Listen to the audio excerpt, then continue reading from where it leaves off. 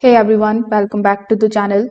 So if you are seeing Xbox error 0X80832003, then this video is going to show you the exact fixes that you need to follow in order to fix it. So first of all, you need to check the Xbox server status.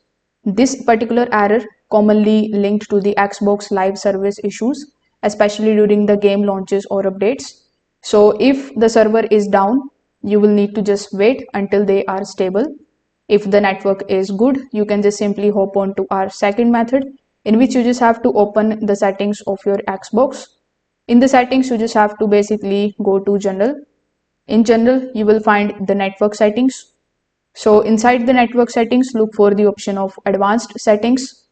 When you are inside the advanced settings, simply look for the option of alternate MAC address. Now choose the clear option and restart your console.